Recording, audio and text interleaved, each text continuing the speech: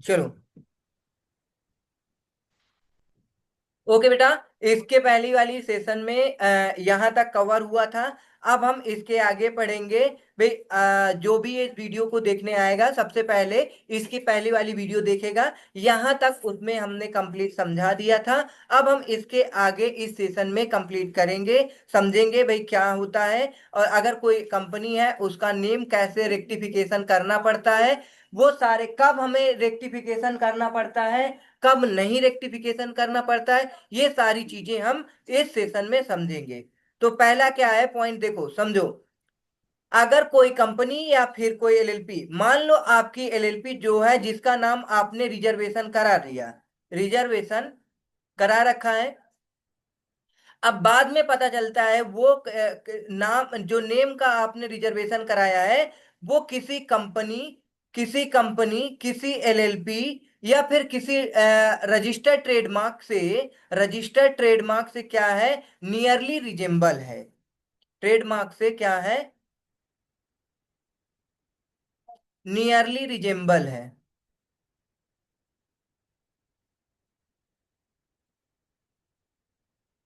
Nearly resemble का मतलब क्या होता है, मतलब उसके नियरली, मतलब जो उस कंपनी का नाम, कोई एक कंपनी है जो आपने रिजर्वेशन कराया है, जो नाम आपने रिजर्वेशन कराया, और इसी नाम से बिल्कुल थोड़ा बहुत नहीं कहते, मतलब कि 95% सेम टू सेम इसी के जैसे है, तो आपको क्या करना पड़ेगा, चेंज कराना पड़ेगा। भाई बिल्कुल चेंज रेक्टिफिकेशन करना पड़ेगा। या फिर बोले कि किसी एलएलपी से हो सकता है, किसी रजिस्टर्ड ट्रेडमार्क से हो सकता है, नियरली रिजेम्बल, या फिर आइडेंटिकल होगा। आइडेंटिकल का मतलब क्या होता है,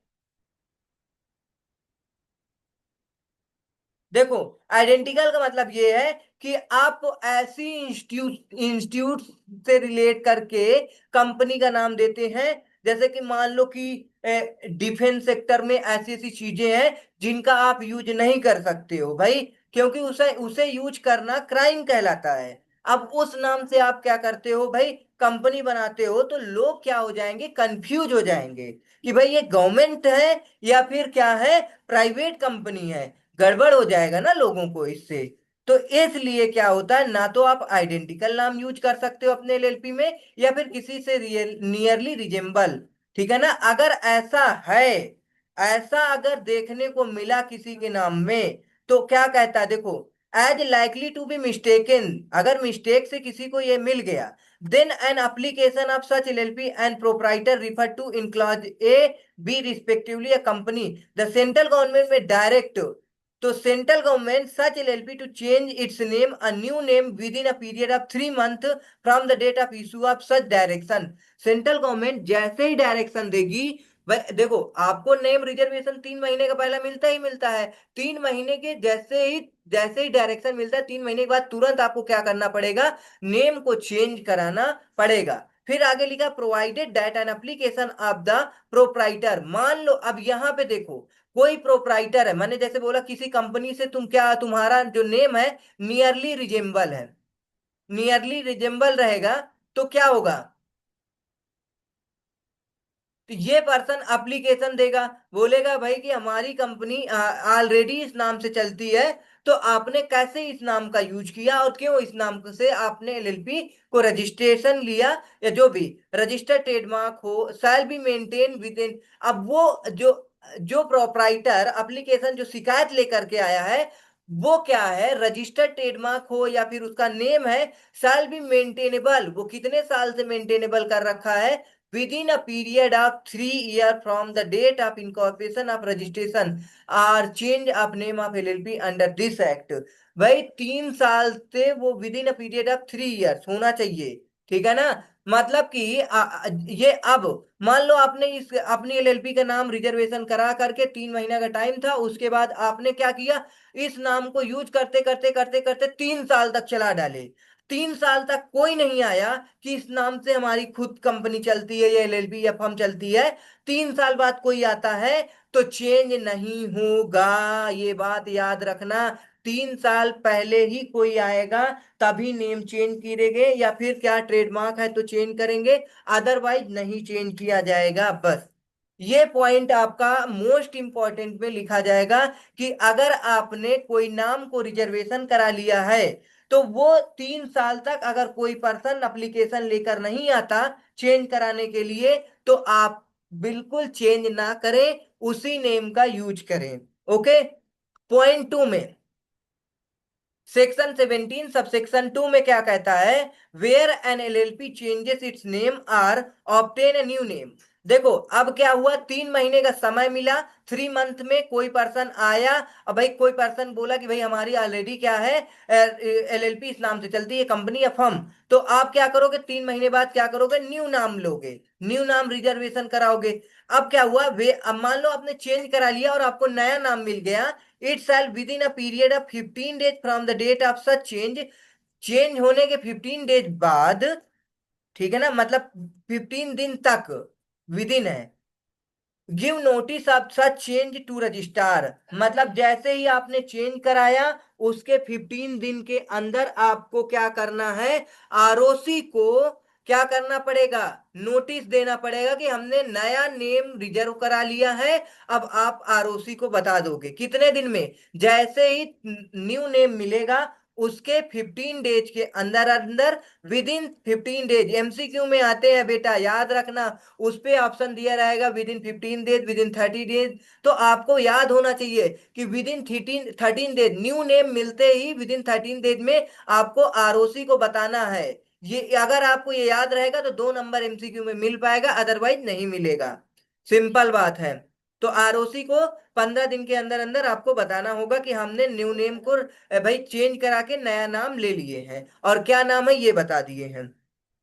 और आप प्रॉपर जो सेंट्रल गवर्नमेंट का ऑर्डर आया है वो सब कुछ क्या करोगे, उसमें फाइल करोगे, साथ में जैसा बताओगे, नोटिस दोगे कि हमने क्या किया, एलएलपी को चेंज करा लिया, ठीक है ना, नाम चेंज करा लिया to registrar within the order of the central government. अगर आपको चेंज करने का, नेम चेंज करने का ऑर्डर सेंट्रल गवर्नमेंट का आता है, हमने बताया था सेंट्रल गवर्नमेंट डायरेक्ट ऑर्डर देगा और आपको तुरंत चेंज करना होगा 3 महीने के बाद, तो वैसे ही जो ऑर्डर आया है उस ऑर्डर को भी आरओसी को भेजोगे, who shell carry out necessary changes in the certificate of the incorporation and with in 30 days of such change in the certificate of incorporation, such LLP shall be name of the new LLP के नाम से आपको certificate with in 30 days में ROC दे देगा। कहने का मतलब है, जैसे ही आपको सेंट्रल गवर्नमेंट क्या देती है, बोलती है कि अपने नाम को क्या करो, चेंज करा दो, चेंज कराना है, तो जैसे ही आपने क्या किया, नेम चेंज कराया, चेंज कराने के बाद आपको न्यू नेम मिल गया, ठीक है ना, नया नेम मिल गया। अब आप करो 15 दिन के अंदर अंदर आरओसी को बता दो, नोटिस फाइल करके, नोटिस के साथ साथ आपको चेंज करने के लिए सेंट्रल गवर्नमेंट ऑर्डर दिया है, वो ऑर्डर भी उसके साथ अटैच करके भेज दो। तो क्या होगा, आपको जो आरओसी है वो नया नाम से सर्टिफिकेट इशू कर देगी। बस सिंपल सी बात है कि आपका सर्टिफिकेट नए नाम से बन जाए, इसलिए आरओसी को बताना कंपलसरी हो जाता है। ओके।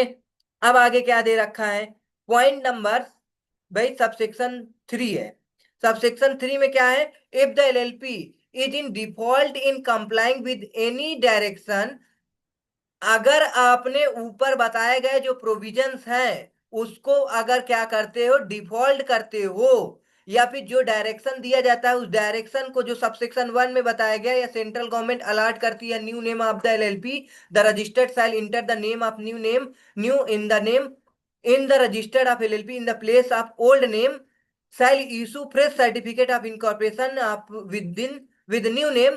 तो इन केस में आपको क्या हो जाएगा, भाई आपको क्या करना है, डिफॉल्ट नहीं करना, if the LLP in default in complying with the direction, जो भी डायरेक्शन वगैरह दिए जाते हैं, provided that nothing contain in subsection shall prevent a LLP from subsequent changing its name. तो ये सारा सब कुछ था आपका सेक्शन 17 में, रेक्टिफिकेशन ऑफ एलएलपी, ये सारा सब कुछ आपको क्या करना है, अच्छे से सेक्शन वाइज याद करना है। और ये step to be incorporate LLP, हमने ऑलरेडी पढ़ा दिया था अभी। Step to be incorporated LLP, हमने ये स्टेप ऑलरेडी बता दिया था। सबसे पहले हम क्या करते हैं, नेम का रिजर्वेशन कराते हैं कि भाई उसने भाई नेम अवेलेबल में है, अवेलेबिलिटी में या नहीं है। नेम रिजर्वेशन कराएंगे रन एलएलपी ई फॉर्म फाइल करके। आपको याद करना पड़ेगा नेम रिजर्वेशन में कौन सा फॉर्म यूज किया जाता है।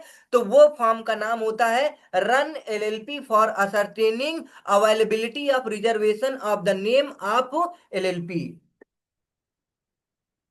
तो स्टेप नंबर वन था।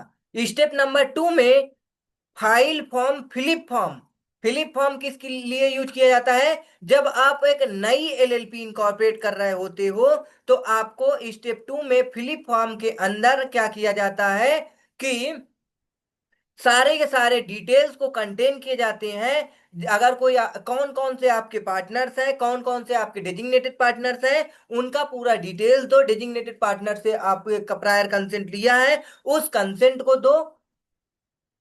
स्टेप नंबर थ्री में आपका क्या है, LLP agreement. LLP agreement step number three में है। एलएलपी एग्रीमेंट भाई क्या होगा, सारे पार्टनर्स के बीच जो भी एग्रीमेंट होगा, कितना कितना प्रॉफिट्स आपस में शेयर करोगे, ये सब क्या होता है, एलएलपी एग्रीमेंट में होता है। तो ये मैंडेटरी है as per section 23। As per section 23। तो ये ई फॉर्म थ्री होता है, ठीक है ना। इसमें क्या होता है, ई फॉर्म रन एलएलपी होता है। इसमें कौन सा ई फॉर्म होता है, फिलिप ई फॉर्म होता है। इसमें ई फॉर्म थ्री होता है। With in 30 days of incorporation of LLP, incorporation के 30 डेज के अंदर अंदर क्या करना होता है, आपको एग्रीमेंट बनाना होता है, आपस में एग्रीमेंट करना होता है। बोलो समझ में आ गया है।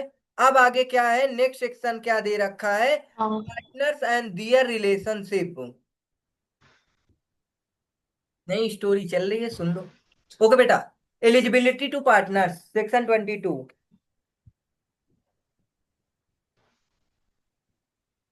एलिजिबिलिटी टू पार्टनर्स सेक्शन 22, ये हम देखेंगे। On the incorporation of LLP, जब हम एलएलपी का इनकॉर्पोरेशन करते हैं तो the partners who subscribe their name, हमने पढ़ाया था इनकॉर्पोरेशन जब डॉक्यूमेंट के अंदर हमने बताया था, वो पार्टनर जो पार्टनर एलएलपी को इनकॉर्पोरेट कराना चाहते हैं वो क्या करेंगे, उस डॉक्यूमेंट को सब्सक्राइब करेंगे। तो जो पार्टनर सब्सक्राइब करते हैं उस मतलब इनकॉर्पोरेशन डॉक्यूमेंट को, तो वही पार्टनर की बात कर रहा है। देखो, subscribe their name to incorporation document, ये देखो, incorporation document shall be it partners and any other person may become a partner of the LLP and by and in accordance with the LLP agreement। कहने का मतलब है, जब आप incorporation वाला topic पढ़ा होगा तो हमने आपको पढ़ाया था इनकॉर्पोरेशन डॉक्यूमेंट में जो पार्टनर क्या करते हैं, मिल करके एलएलपी को इनकॉर्पोरेट कराते हैं। इनकॉर्पोरेशन डॉक्यूमेंट में उनका नाम सब्सक्राइब किया जाता है, तो वो पार्टनर तो बनी जाएंगे।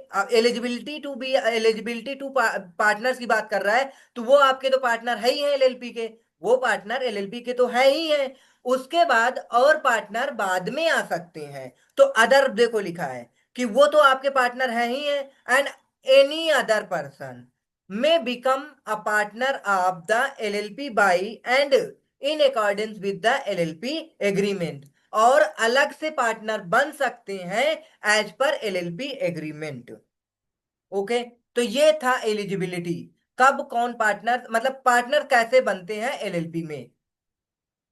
आगे है रिलेशनशिप ऑफ पार्टनर्स। भाई पार्टनर्स के बीच रिलेशन क्या होता है, सिंपल बात है। पार्टनर्स के बीच रिलेशन देखो क्या होता है, मान लो ये आपकी क्या है, एलएलपी है, और ये क्या है, एलएलपी के सारे पार्टनर्स हैं। तो अब ये क्या है, एलएलपी प्रिंसिपल हो जाएगी, और ये पार्टनर क्या हो जाएगा, एलएलपी का एजेंट हो जाएगा। ये पार्टनर क्या हो जाएगा, agent, as a agent work करेगा। ये partner as a agent work करेगा। मतलब कि अगर ये पार्टनर किसी भी प्रकार का प्रॉफिट अर्न करता है तो भाई ये प्रिंसिपल एलएलपी का प्रॉफिट होगा। अगर लॉस करता है तो एलएलपी का लॉस होगा। अगर किसी भी मिस्टेक से भाई भारी नुकसान हो जाता है तो ये बाइंड नहीं होंगे, ये आपस में पार्टनर बाइंड बिल्कुल नहीं होंगे। तो मतलब ये एक दूसरे के लिए बिल्कुल बाइंड नहीं होते, ये कहने का मतलब है। जो कि पार्टनरशिप में बाइंड होते हैं एक दूसरे के लिए। अगर एक पार्टनर कोई गलती कर देता है तो सारे पार्टनर उसके लिए रिस्पॉन्सिबल हो जाते हैं। बट एलएलपी में ये क्या है, एडवांटेज है, इसीलिए इसे बोलते हैं क्या है, ये एंटरप्रेन्योर के लिए एक बहुत ही अच्छी क्या है, एंटिटी है। प्रोफेशन के लिए या बोले एंटरप्रेन्योर के लिए। रिलेशनशिप ऑफ पार्टनर, अब पॉइंट ए पढ़ेंगे सेक्शन 23 में। सबसेक्शन 1 कह रहा save as otherwise provided by this act the mutual rights and the LLP agreement and any changes, if any made therein, shall be filed with the registrar in such form, manner and accompanied by such fees as may be prescribed। ये कहने का मतलब है save as otherwise provided by this act, मतलब इस act में जो भी अगर मान लो कि हटा दिया जाए बातें, कहने का मतलब प्रोवाइडेड दैट का मतलब एक्सेप्शंस होते हैं। म्यूचुअल राइट्स है सारे पार्टनर्स की एलएलपी एग्रीमेंट के अकॉर्डिंग कि एनी चेंजेस, कोई भी चेंजेस होगा एलएलपी के अंदर तो उसे क्या करना होगा, आरओसी को फाइल करके बताना पड़ेगा और साथ में फीस भी पे करनी पड़ेगी। तो ये था पॉइंट 1। पॉइंट 2 में क्या है, duty of partners of LLP, mutual rights and duties होंगे। हमने पढ़ा एलएलपी के अंदर म्यूचुअल राइट्स एंड ड्यूटीज होती है of LLP and it's partner shall be governed by the LLP agreement, जो कि एलएलपी एग्रीमेंट के द्वारा ये सारा सब कुछ होता है, mutual rights and duties between the partners or between the LLP of a partners. हमने बताया था पार्टनर्स के बीच और एलएलपी और पार्टनर्स के बीच क्या रिलेशन होता है, अभी हमने एग्जांपल लेकर समझाए थे, वही चीजें बोल रखा है। पॉइंट नंबर 3 में an agreement in writing made before in incorporation of LLP between the person who subscribe their name into the incorporation document. कह रहा है LLP between the person who subscribe their names, मतलब जो जो partners LLP के document को subscribe किए हैं उनका नेम में इम्पोज ऑब्लिगेशन, उन पे सारी ऑब्लिगेशन आ सकती है, या फिर provided such agreement is reflect क्या है, एक सेकेंड इसे इरेज करें, क्या है, हाँ, ratified by all the partners after the incorporation of LLP. कहने का मतलब है जिनका नाम सब्सक्राइब किया गया है इनकॉर्पोरेशन डॉक्यूमेंट में, या तो वो लाइबल होंगे सारे के सारे, या फिर बाद में सारे के सारे पार्टनर लाइबल होंगे। राइटिफाई का मतलब है गलती को एक्सेप्ट करना। सारे के सारे लोग कहते नहीं भाई हम सब इस के लिए लाइबल हैं, तो वही रेटिफाई करना। आगे क्या है, in the options of agreement, अगर एग्रीमेंट ऑप्शंस है तो क्या करोगे, शेड्यूल 1 को आप फॉलो करोगे। ये चीज हमने इस क्लास स्टार्ट करते समय ही पढ़ाई थी। तो वही है, कह रहा पॉइंट 4 में, मतलब कि सेक्शन 23 सबसेक्शन 4 में क्या कहता है, in the options of agreement as to any matter the mutual rights and duties of a partners and mutual rights and duties of a LLP and the partners shall be determined by the provisions relating to the matters as set out the first schedule। सारे के सारे mutual rights and duties as per agreement होगा, यदि agreement absence है तो as per schedule first होगा। तो ये था सारा का सारा सेक्शन 23 रिलेशनशिप, वो रिलेशनशिप ऑफ अ पार्टनर्स। आगे है सेक्शन 24, जिसमें आपका सीजेशन, कब कोई पार्टनर क्या होता है, सीज कर दिया जाता है। मतलब अभी हमने देखा कि कब कोई पार्टनर आपके एलएलपी का पार्टनर बनता है, कब बनता है, जब वो सब्सक्राइब किए गए डॉक्यूमेंट में अगर वो सब्सक्राइब किए हैं तो वो पार्टनर बन जाएंगे, या फिर अलग से कोई पार्टनर एडमिट होता है तो वो पार्टनर बन जाएगा।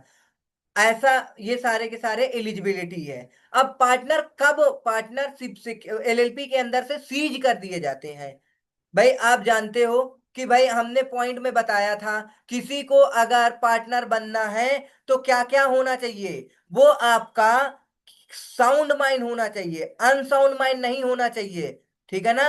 अनसाउंड माइंड नहीं होना चाहिए। उसके बाद वो आपका माइनर नहीं होना चाहिए। और क्या नहीं होना चाहिए? वो इंसॉल्वेंट नहीं होना चाहिए, इंसॉल्वेंट नहीं होना चाहिए। और क्या नहीं होना चाहिए? परमानेंट इनकैपेसिटी नहीं होना चाहिए। उसके अंदर प्रॉपर समझ होनी चाहिए सारी चीजें।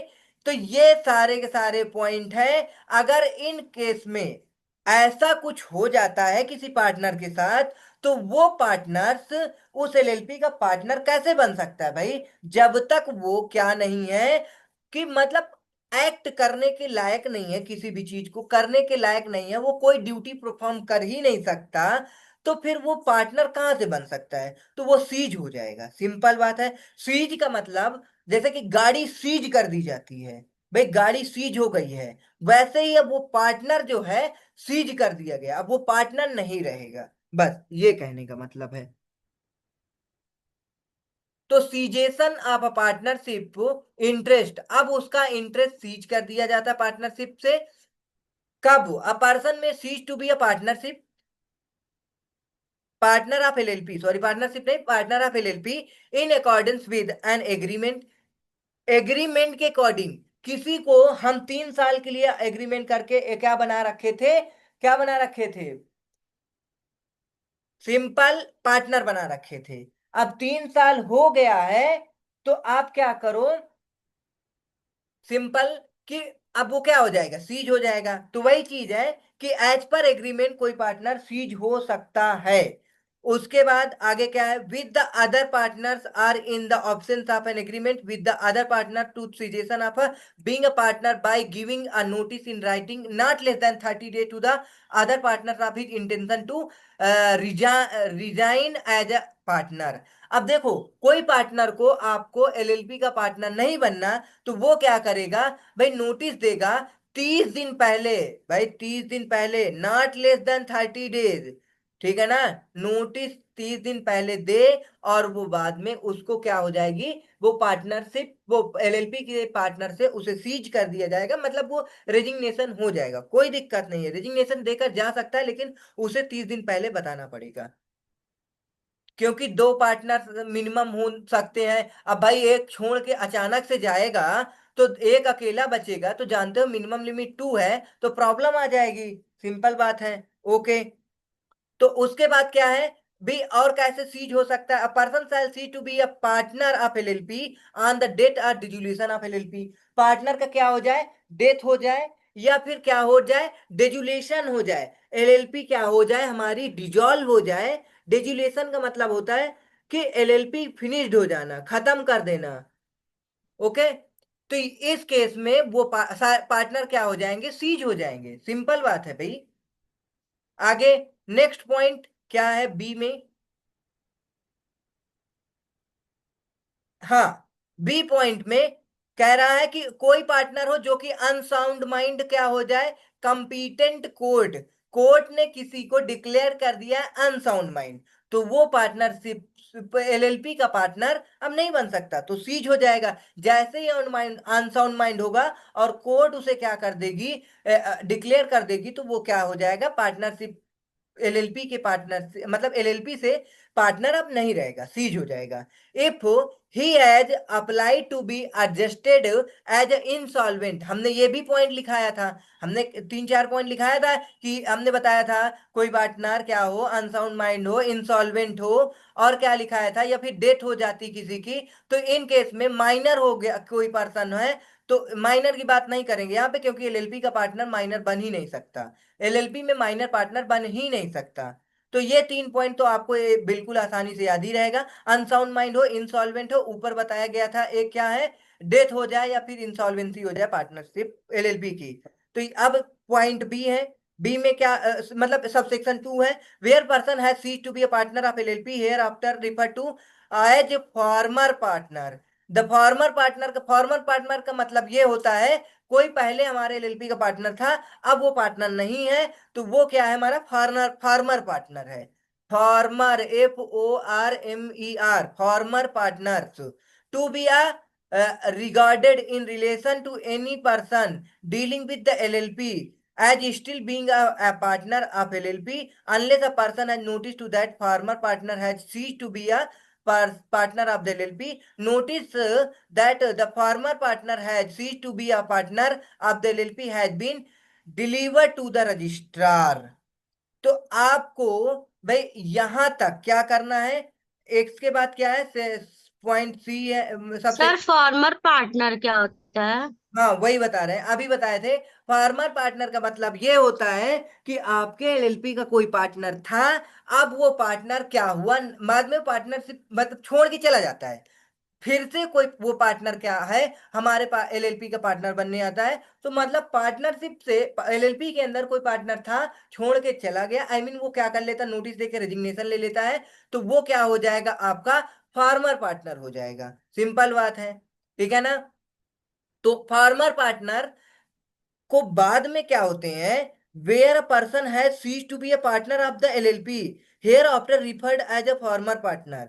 जिसे हम सीज कर देते हैं उसे हम क्या रिफर करते हैं, फॉर्मर पार्टनर बोलते हैं। The former partner is to be regarded in relation to the person dealing with the LLP. हम उसे as still being a partner of the LLP, हम उसे फिर भी क्या करते हैं, रिगार्ड करते हैं कि हमारे एलएलपी का पार्टनर है, सीज होने के बाद भी। लेकिन अनलेस, तब तक the partner notice, the person has notice, जब तक पर्सन नोटिस ना दे, the former partner has teach to be, जब तक वो पार्टनर खुद नोटिस नहीं देना देता कि मुझे अब पार्टनर नहीं रहना, तो अगर ऐसा कह देता है तो वो क्या है, पार्टनर नहीं है। मतलब अगर कोई पार्टनर को हम सीज कर देते हैं और वो उसे फिर भी हम क्या करते हैं, रिगार्ड, भाई स्टिल फिर भी एज ए पार्टनर ट्रीट करते हैं, तो वो आपका पार्टनर है। बट सीज कब होगा, जब वो नोटिस दे देगा कि भाई अब हम पार्टनर नहीं रहते, रहेंगे आपके एलएलपी में। फिर क्या नोटिस बी में क्या है, notice that the former partner has ceased to be a partner of the LLP has been delivered to the registrar. जब वो फार्मर पार्टनर क्या करता है, रजिस्ट्रार को नोटिस भेज देता है कि अब हम एलएलपी के पार्टनर नहीं है, उस दिन से वो पार्टनर नहीं बनेगा। ये सबसेक्शन 2 का क्लॉज बी क्लॉज ए था, और इंपॉर्टेंट है, याद रखना। उसके बाद सबसेक्शन सी है, cessation of a partner, the LLP does not by itself discharge partner from the obligation to the LLP or to other partner or to any other person which incur the while being a partner।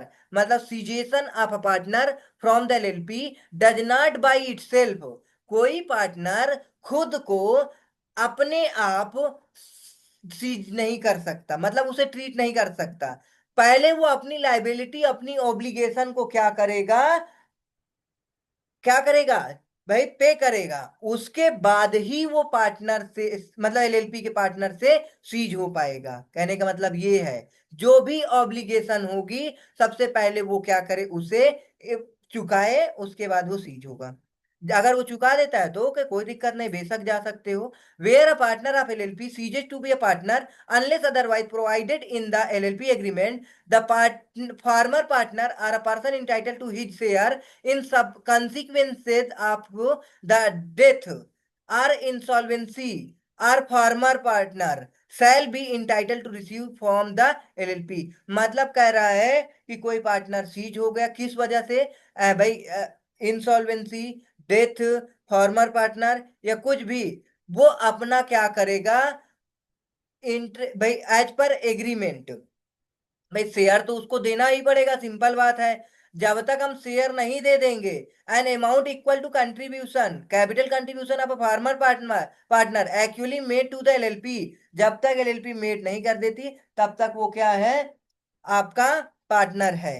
His right to share in the accumulated profit of the LLP after the deduction of accumulated losses of the LLP, मतलब सारे के accumulated profit से उसके सारे के सारे losses को minus करके उस सीज्ड पार्टनर को दे दिया जाएगा, फिर वो आपका पार्टनर सीज्ड पार्टनर बन जाएगा।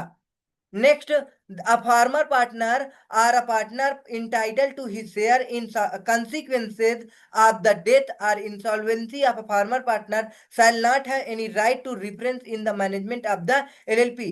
जब किसी पार्टनर को उसका शेयर दे करके हम उसे क्या करते हैं, भेज देते हैं, तो बाद में उसका किसी भी प्रकार का एलएलपी के मैनेजमेंट में राइट नहीं रहता। तो ये था आपका, क्या था, सेक्शन कौन सा था, सेक्शन 24 था, सीजेशन ऑफ पार्टनरशिप इंटरेस्ट। कौन सा सेक्शन था ये, सेक्शन 24 था, सीजेशन ऑफ पार्टनरशिप इंटरेस्ट। तो को ये बताओ, ये सारे पॉइंट को आपको अच्छे से रीड करना है, समझना है। मैंने जो भी एग्जांपल्स को इसमें कनेक्ट कर करके सारी चीजें समझाई हैं, उसको अपने से अच्छे से खुद को समझो, रिकॉल करो, और खुद से नोट्स बनाओ और समरी बना करके लर्न करो। ओके। नेक्स्ट सेशन में हम लोग कवर करेंगे सेक्शन 25। आज की क्लास में हम सेक्शन 24 तक ही कवर करेंगे। इसके आगे नेक्स्ट सेशन में हम 25 से स्टार्ट करेंगे। ओके। Thanks for watching.